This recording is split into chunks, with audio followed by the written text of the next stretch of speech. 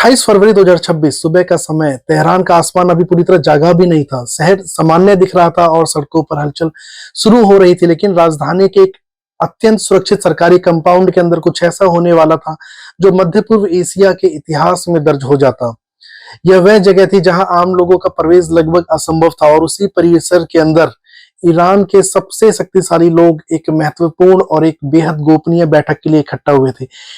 यह कोई साधारण बैठक नहीं, यहाँ मौजूद थे इराक के वरिष्ठ सेना कमांडर, राष्ट्रीय सुरक्षा परिषद के अधिकारी और इस देश के सबसे प्रभावशाली व्यक्ति, ईरान के supreme leader Ayatollah Ali Khamenei. लेकिन उस समय उन्हें वहां मौजूद किसी भी व्यक्ति को इस बात का अंदाजा नहीं था कि उसी क्षण हजारों किलोमीटर दूर एक अलग तरह की तैयारी चल रही थी।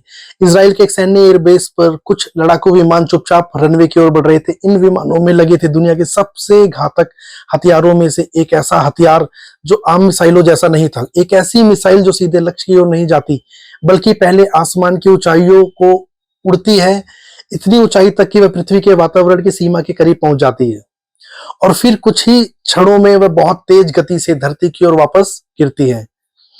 कुछ ही मिनटों के बाद तेहरान के आसमान में एक साफ तेज रफ्तार वाली वस्तु दिखाई देती है और फिर एक विस्फोट, इतना शक्तिशाली विस्फोट कि उस सरकारी परिसर की कई इमारतें कुछ ही सेकंड में मलबे में बदल जाती हैं। यह हमला मध्य पूर्व की राजनीति को हिला देता है, पूरी तरीके से हिला देता है, क्योंकि ईरान के supreme leader Ayatollah Ali Khamenei मारे गए और इस हमले के पीछे जिस हथियार का नाम सामने आया उसे सेना के एक्सपर्ट्स मिसाइल फ्रॉम स्पेस कहते हैं और ये है इजराइल की ब्लू स्पैरो मिसाइल। एक ऐसा हथियार जिसे आधुनिक युग में रणनीति को पूरी तरह से बदल दिया है। लेकिन सवाल ये है कि ब्लू स्पैरो क्या है? ब्लू स्पैरो मिसाइल है आखिर में है क्या? इसे कैसे और क्यों बनाया गया और क्या दुनिया की कई सेनाएं इस तकनीक को लेकर चिंता में है? साथ ही हम जानेंगे कि स्पैरो मिसाइल्स प्रोग्राम की पूरी कहानी क्या है। इस मिसाइल के अंदर और भी मिसाइलें आती हैं, इसकी पूरी डिटेल से हम समझेंगे। 1990 के दशक में मध्य पूर्व की सुरक्षा माहौल तेजी से बदल रहा था। कई देशों के पास लंबी दूरी की ब्लास्टिक मिसाइलें थी, जैसे स्कड मिसाइल और ईरान के सहाब मिसाइल सीरीज। ये मिसाइलें सैकड़ों से हजारों किलोमीटर तक की दूरी तय करके विनाश कर सकती थी। इजराइल के लिए यह बहुत खतरा का विषय था, क्योंकि अगर ऐसी मिसाइलें तेल अवीव और अन्य शहरों तक अगर पहुंच जाती हैं तो परिणाम बहुत ही खतरनाक हो सकते हैं। इसी खतरे से बचने के लिए इजराइल ने एक नया रक्षा प्रोग्राम स्टार्ट किया था जिसका नाम था arrow missile defence system. Arrow system दुनिया के सबसे उन्नत मिसाइल डिफेंस सिस्टम में से एक था। इसका उद्देश्य था कि दुश्मन की ब्लास्टिक मिसाइल्स को आसमान में ही खत्म कर देना, यानी इंटरसेप्ट कर देना। मतलब मिसाइल अपने लक्ष्य तक पहुंचे उससे पहले उसे हवा में ही खत्म कर दिया जाए। लेकिन एक समस्या आ रही थी इसे बनाने में। इस सिस्टम को टेस्ट करने के लिए इजराइल को चाहिए थे कि ऐसी मिसाइलें जो दुश्मन की मिसाइलों की तरह रिएक्ट करें, यानी प्लास्टिक मिसाइलें जैसी दिखें, यानी हमारी ऐसी मिसाइलें जो उसी तरह उड़े, उसी तरह व्यवहार करें।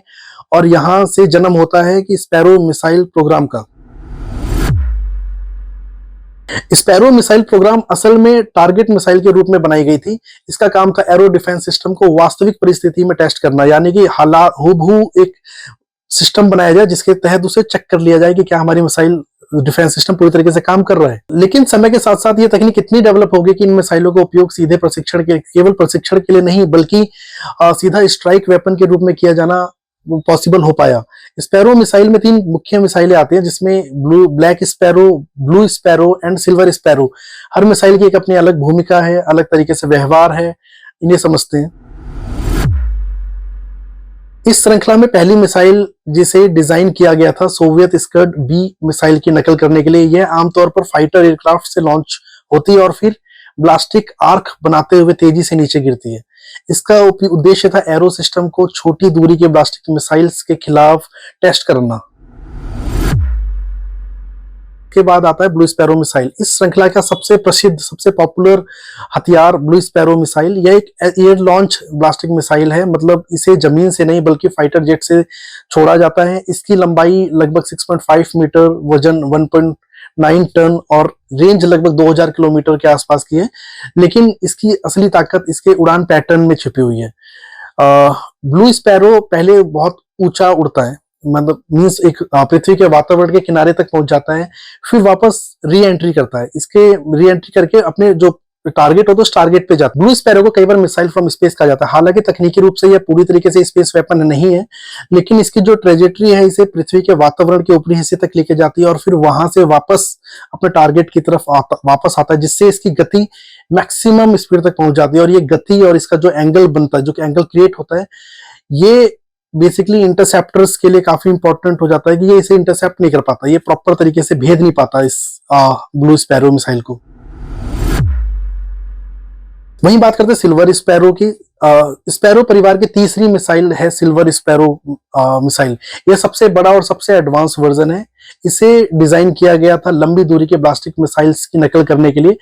Silver sparrow 2 stage rocket system होता है, हाई एल्टीट्यूड ट्रेजेक्टरी होता है, री एंट्री व्हीकल। इसकी उड़ान प्रोग्राम काफी हद तक इंटरमीडिएट रेंज की ब्लास्टिक मिसाइल्स जैसी होती है, इसलिए यह एरो 3 डिफेंस सिस्टम के प्रशिक्षण में महत्वपूर्ण भूमिका निभाता है। सामान्य रूप से मिसाइल जमीन से लॉन्च होती है, लेकिन स्पैरो मिसाइल फाइटर एयरक्राफ्ट से लॉन्च होती हैं, जो इसके कई फायदे मिलते हैं। पहला, दुश्मन की सीमा से दूर रहते हुए मिसाइल को लॉन्च किया जा सकता है। दूसरा, मिसाइल की शुरुआत गति और ऊंचाई काफी बढ़ जाती है, उसकी रेंज और स्पीड दोनों बढ़ जाती है। यही कारण है कि एयर डिफेंस ब्लास्टिक वेपन्स आधुनिक युग में तेजी से महत्वपूर्ण होते जा रहे हैं। आज की दुनिया में युद्ध सिर्फ टैंकों और सैनिकों से नहीं जीते जाते। आज युद्ध तय करते हैं सैटेलाइट इंटेलिजेंस और नेटवर्क और आपकी मिसाइल क्षमता, और शायद आने वाले समय ऐसी तकनीकें दुनिया की सुरक्षा को और भी जटिल बना देंगी। अगर आपको वीडियो पसंद आया हो तो लाइक कीजिए। मैं विष्णु प्रसाद, मिलते हैं अगली वीडियो में।